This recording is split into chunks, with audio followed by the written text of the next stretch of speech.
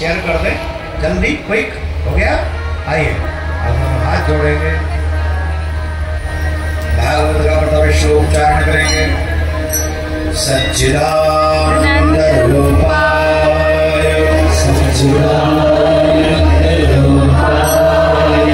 विश्वोत्पत्त्यादिहेतवे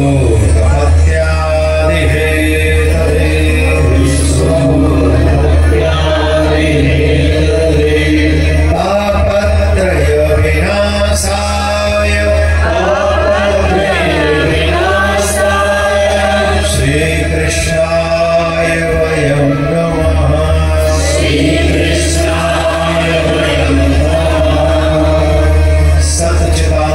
सर्वेश्वर सच्चिदानंद भगवान को प्रणाम। हम उनको प्रणाम करके श्रीमद् भागवत कथा प्रारंभ करते हैं। भागवत के प्रथम स्कंद में 19 अध्याय हैं।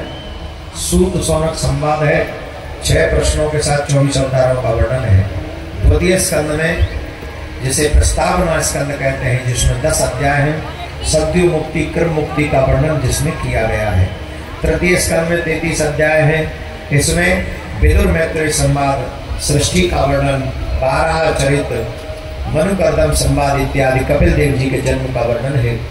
चतुर्थ स्कंद में 31 अध्याय है, जिसे विसर्ग वर्णन कहा गया है। इसमें मनु शत्रुपा के प्रसंग का वर्णन, सती चरित्र, ध्रुव चरित्र, सूर्या जी का चरित्र का वर्णन किया गया है। प्रथु चरित्र, पुरंजन चरित्र का व्याख्यान इसमें विशेषतः प्राप्त होता है। पंचम स्कंद में 26 अध्याय है, जिसमें ग्रह, नक्षत्र, ऋषभदेव इत्यादि का, जड़ भरत जी महाराज का सुंदर वर्णन किया गया है। भूगोल खगोल का वर्णन इसमें किया गया है। नरकों का वर्णन इसमें किया गया है। ये पंचम स्कंद है। षष्ठम स्कंद में 19 अध्याय है। पोषण लक्षण लीला का वर्णन है।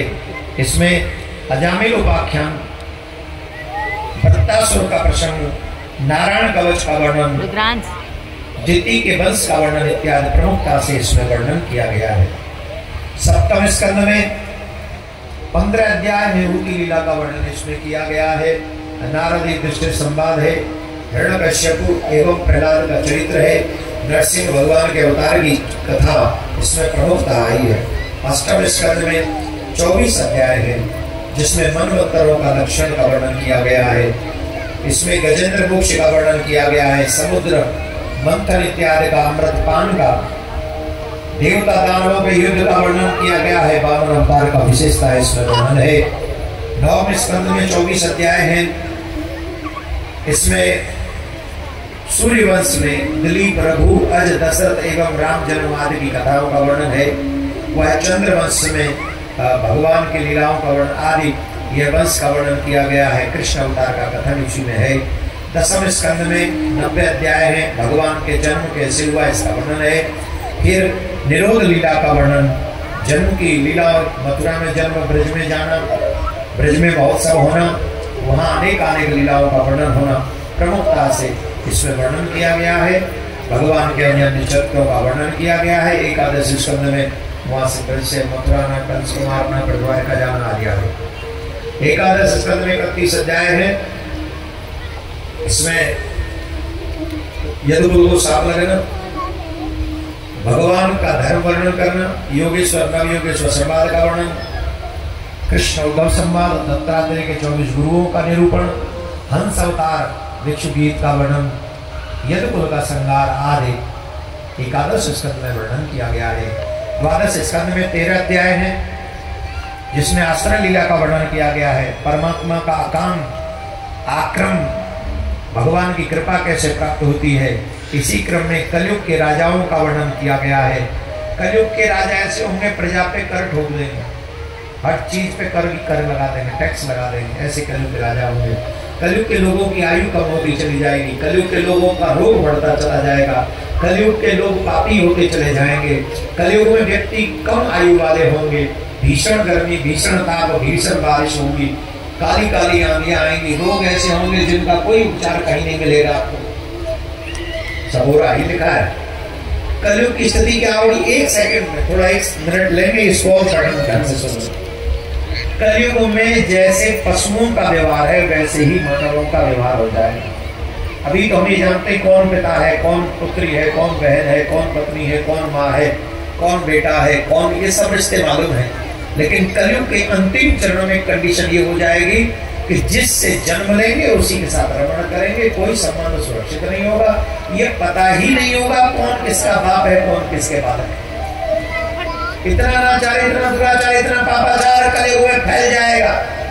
अभी तो कम से कम भागवत है, गंगा है, जमुना है, धाम है, भगवान का नाम है, हर चीज है। लेकिन जब घोर कलयुग आ जाएगा तो गंगा जमुना आलोक हो जाएगी, भागवत का नाम सुनाई नहीं पड़ेगा, रामायण आदर्श हो जाएगी, तीर्थ भी अपनी मर्यादा से अपने आप विलुप्त हो जाएंगे और कल्याण करने का एक भी रास्ता पृथ्वी पर बचेगा नहीं, सब पाप ही पाप छा जाएगा।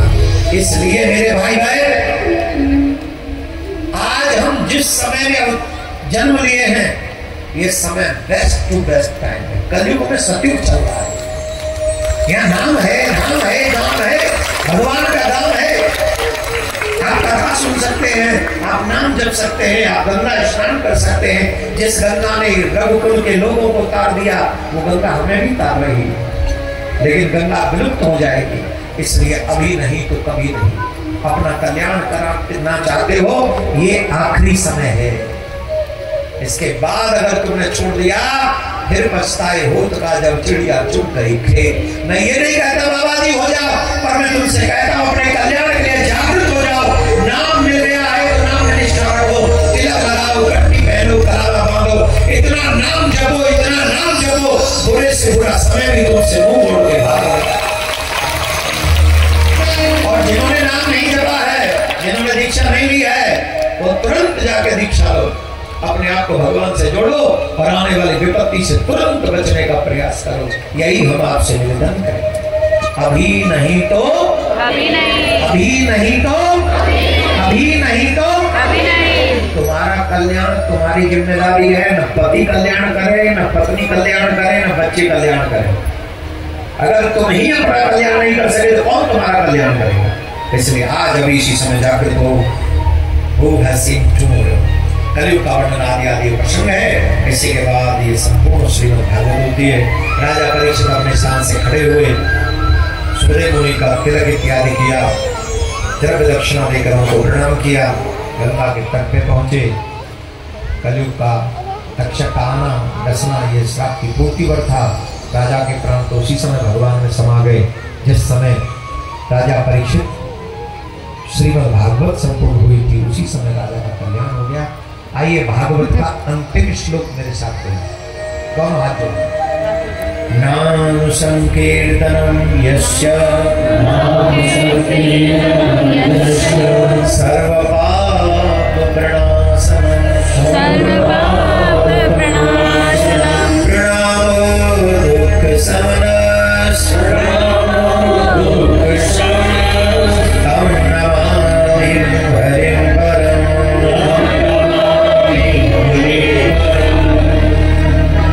वेदव्यासी ने कहा, हे कलयुग के लोगों, अगर अपना कल्याण चाहते हो तो एकमात्र एक ही साधन है। इस कलिकाल में दो काम अपने जीवन भर करो। एक भगवान का नाम जपो, दूसरा भगवान की कथा नित्य सुनो।